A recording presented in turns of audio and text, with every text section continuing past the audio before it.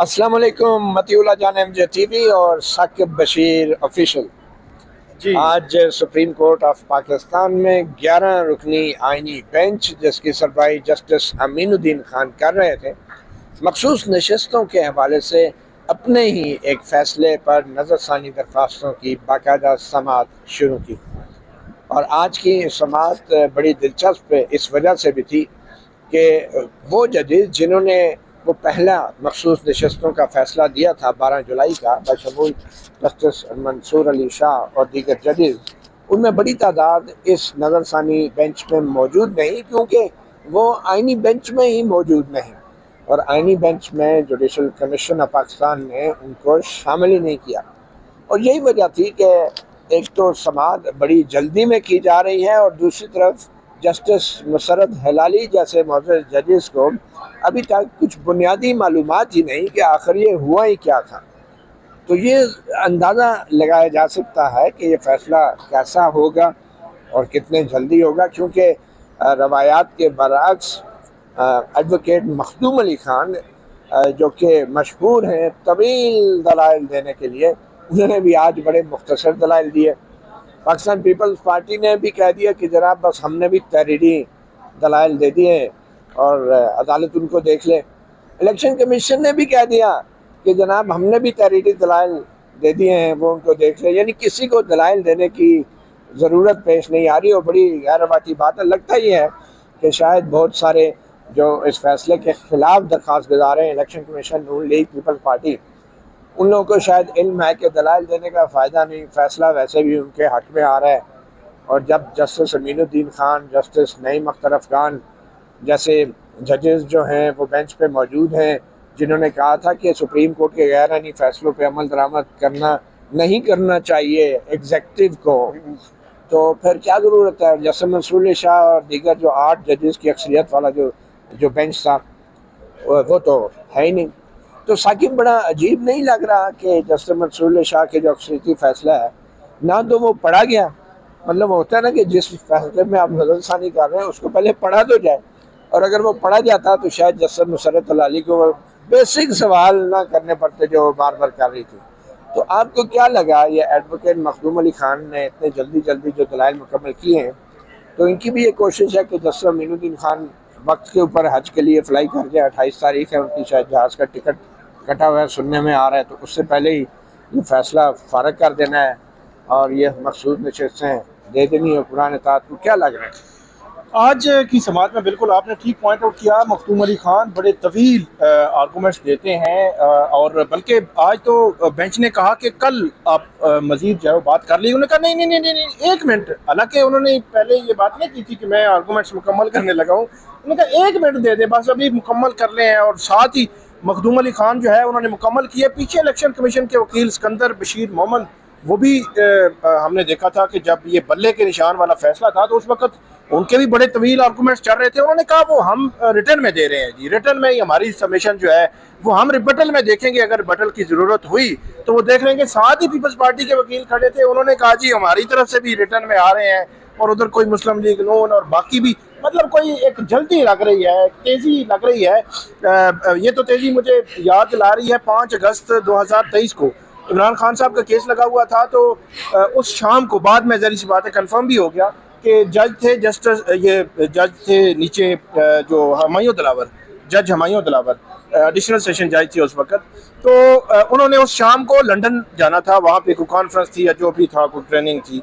तो वो बाद में हमें पता चला, कन्फर्म भी हुआ। तो उन्होंने सुबह 8:30 बजे केस कॉल करवाया, फिर 9:30 बजे, फिर 10:30 बजे, फिर उन्होंने कहा 11 बजे होगा। फिर उन्होंने आखिरी जो है वो दिया कि 12 बजे अगर वकील आ जाते हैं तो ठीक है। इधर ख्वाजा हारिस जो है वो सुप्रीम कोर्ट में दायरियाँ कर रहे थे, उनको रोका जा रहा था। तो 12 बजे नहीं आए तो उन्होंने कहा 12:30 में फैसला सुनाऊंगा। तो 30 सफ़े का 30 या 40 सफ़े का फैसला था। तो जज हमायूं दिलावर साहब ने वो फैसला जो है वो जो है वो आधे घंटे में, ऐसे लगता था कि वो फैसला जो है पहले लिखा हुआ था। अच्छा। आधे घंटे में वो फैसला उन्होंने करीब कर लिया था। अच्छा। तो ये जो है वो मुझे ऐसे लग रहा है कि इस मामले में भी तेज़ी होगी। एक चीज़ पॉइंट आउट करना चाहेंगे जो हमारे देखने वाले नाजरीन है, एक तो जो मेजॉरिटी जजमेंट है 8 जजेस की, اس میجورٹی ججمنٹ کا ریویو ہے، منارٹی ججمنٹ کا ریویو نہیں ہے، بلکہ میجورٹی ججمنٹ ہی ججمنٹ ہوتی ہے جس کو آپ ججمنٹ کہتے ہیں. تو اس میں سے صرف 2 جج اس بینچ میں شامل ہیں، ایک جسٹس محمد علی مظہر اور ایک جسٹس حسن اظہر رضوی. اب جتنے بھی سوالات اٹھائے جا رہے ہیں جو ریویو میں جو مخدوم علی خان اٹھا رہے تھے، اس میں ایرر بتا رہے تھے، ان تمام سوالات کے جوابات کہیں نہ کہیں اس ججمنٹ میں دیے ہوئے ہیں. مجھے یاد ہے 6 مئی کو جب جسٹس عائشہ ملک اس بینچ کا حصہ تھی شروع میں، ان کی جانب سے اچھا یہ ہوا تیز چل رہی ہے اصل میں.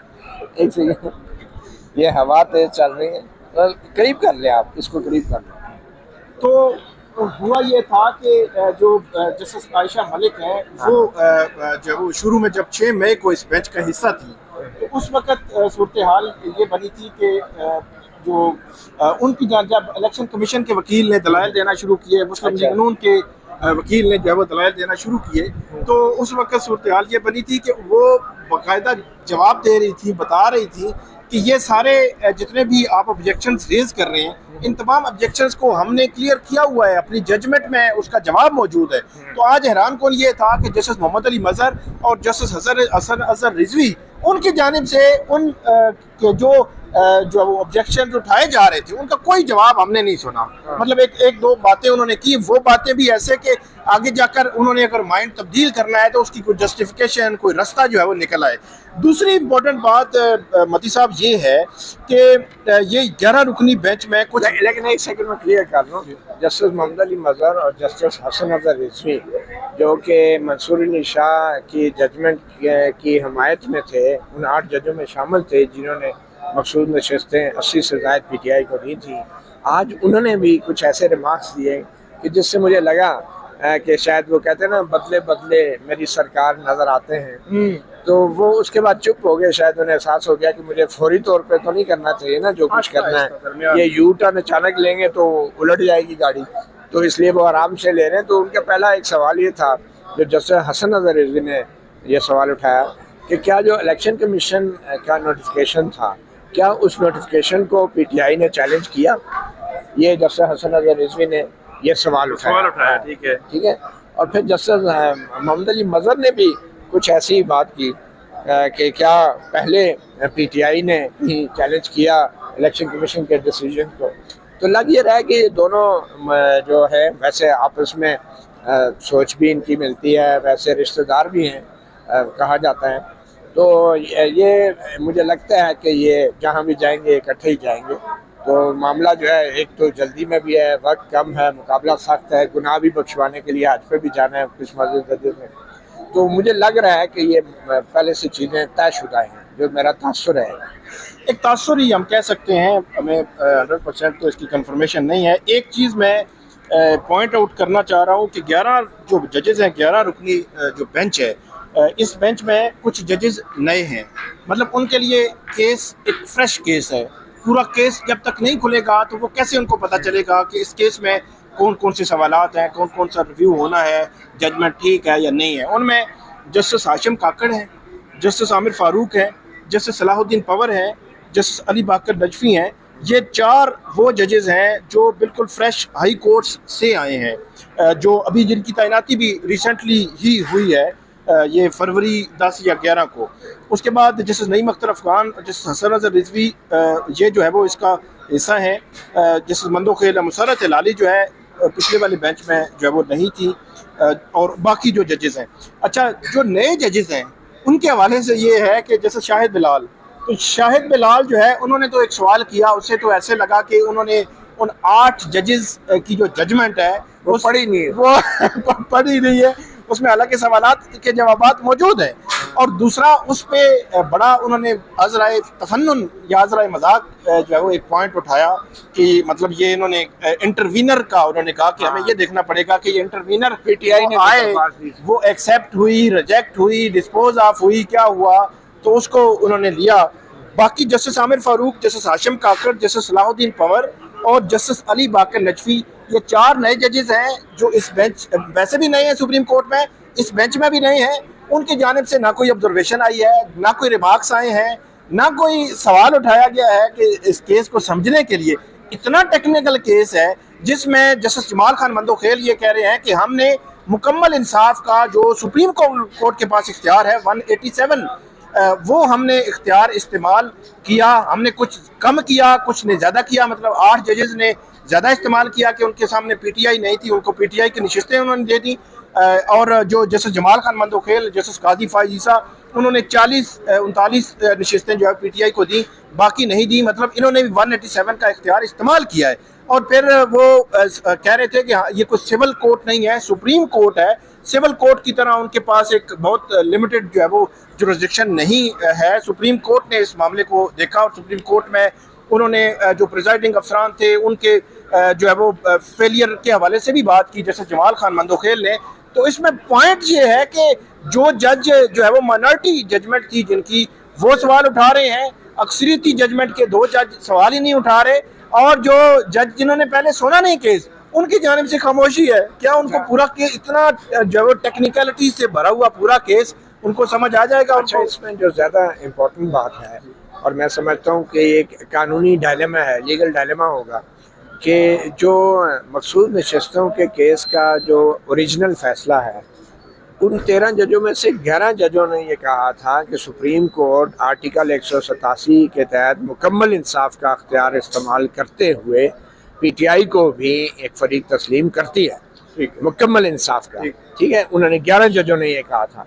تو یہ اور بات ہے کہ ان 11 میں سے 8 نے کہا کہ 80 سیٹیں جائیں گی, ٹھیک ہے, اور 2 نے کہا کہ 39 سیٹیں جائیں گی, جبکہ 2 نے کہا کہ مطلب کہ ایک نے کہا کہ اختیار ہے لیکن ایک لمیٹڈ, انہوں نے اپنی ریزرویشن بھی شو کی ہے. تو کیا یہ 11 ججز جو ہیں وہ اگر ان میں سے اکثریت جو ہے, مجھے لگتا ہے اب جسٹس جمال خان مندوخیل بھی ساتھ چل پڑیں گے کہ نہیں جی میرا بھی غلط تھا فیصلہ, 8 ججوں کا بھی غلط تھا فیصلہ.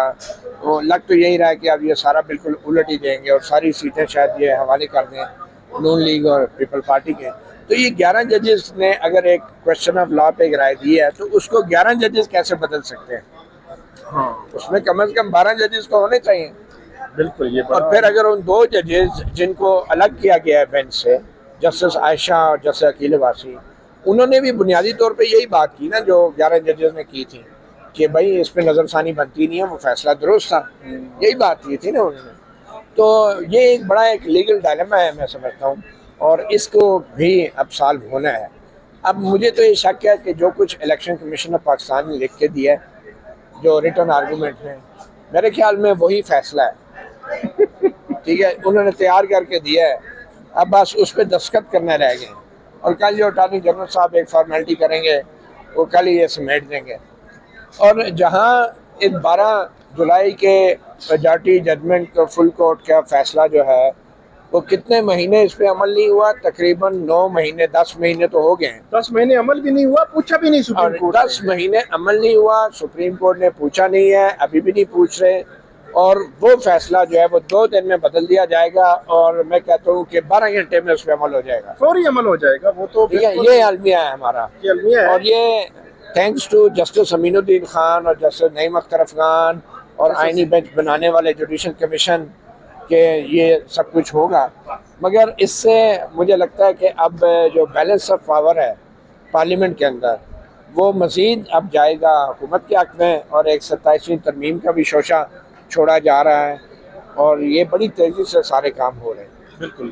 بالکل بڑی تیزی سے سارے کام جو ہے وہ ہو رہے ہیں. ایسے لگتا ہے کہ جس طرح کی آج کی جو ہیئرنگ تھی, اس ہیئرنگ میں اکثریتی ججز میں سے کوئی شامل ہی نہیں تھا, ان نکات کو اٹھایا ہی نہیں گیا, مطلب ججمنٹ پڑھی ہی نہیں گئی.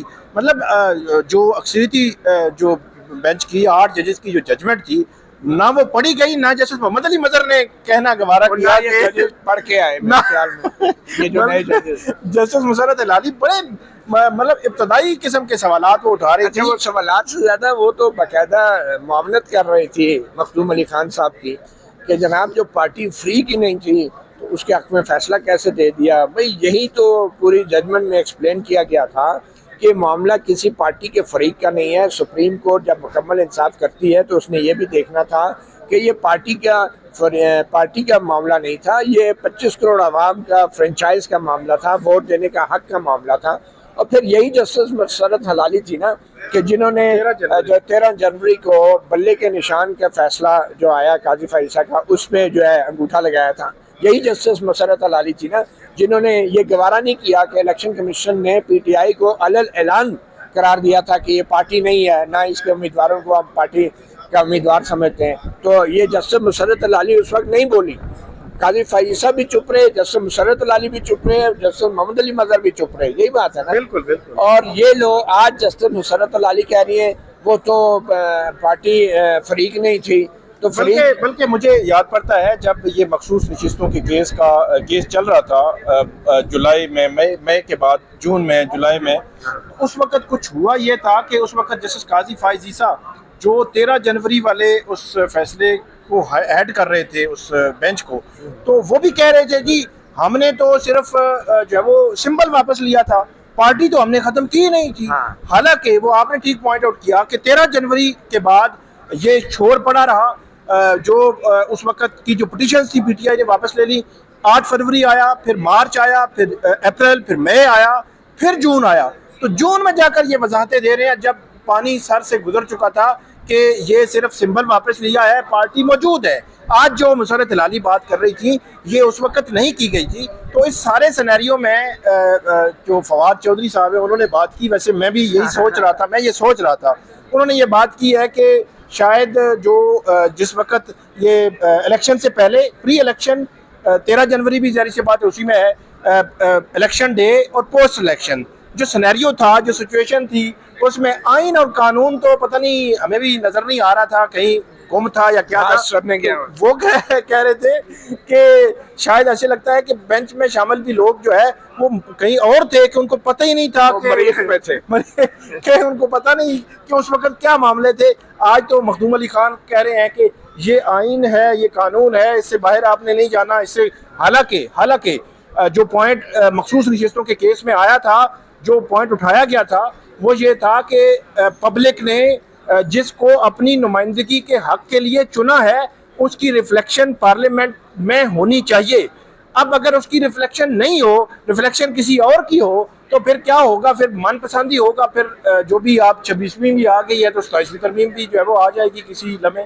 بہرحال اب دیکھنا یہ ہے کہ یہ مخصوص نشستوں کے حوالے سے کتنے جلدی فیصلہ آتا ہے. لگ تو یہ رہا کہ سب کو بہت جلدی ہے, اور افسوس اس بات کا ہے کہ ایڈوکیٹ مخدوم علی خان نے ایک بڑے ہمیشہ جب بھی ملک آئینی دوراہے پہ کھڑا ہوا تو مخدوم علی خان نے ہمیشہ آمرانہ قوتوں کا راستہ اس کا انتخاب کیا. جنرل مشرف کے اٹارنی جنرل رہے ہیں, 3 نومبر کی ایمرجنسی میں بھی مبینہ طور پہ ان کا بڑا رول رہا ہے. بڑے میڈیا کا سامنا نہیں کرتے کیونکہ بہت سے سوالوں کے جواب ان کے پاس ہوتے نہیں ہیں. صرف وکالت اپنے آپ کو وکیل شو کرتے ہیں, لیکن پھر ایک جرنیل کے اٹارنی جنرل بھی بن جاتے ہیں اور پھر کہتے ہیں میں تو پروفیشنل لائر ہوں. I don't know professional lawyers کو جرنیلوں کا اٹارنی جنرل بننا چاہیے یا نہیں, لیکن ان جیسے وکیلوں کی وجہ سے میں سمجھتا ہوں ہمارے سیاسی اور آئینی نظام کی تباہی ہوئی ہے. اور ایسے لوگوں کو ہمیں ضرور جو ہے ان کی ان ایسی نام نہاد خدمات کو اکنالج گاہے بگاہے کرتے رہنا چاہیے. دیکھتے ہیں جی کل دلائل جاری ہوں گے. کل ایڈوکیٹ فیصل صدیقی نے دلائل کا آغاز کرنا ہے. انہوں نے ایک اشارہ کر دیا ہے, انہوں نے کہا جب ان سے کہا گیا کہ کل آپ ختم کر لیں گے, انہوں نے کہا نہیں کل میں شروع کروں گا. اور انہوں نے یہ کہا ابھی تو ریٹن سبمیشن جو ہے وہ آئی نہیں ہے, جب آپ نے پڑھی نہیں ہے تو وہ پڑھیں گے, اس پہ تیاری کریں گے. پہلے گناہ بخشوائے جاتے ہیں یا مزید گناہ کیے جاتے ہیں یہ تو پتہ چلے گا. ثاقب بشیر اور مطیع اللہ جان کو اجازت دیجیے. اللہ حافظ.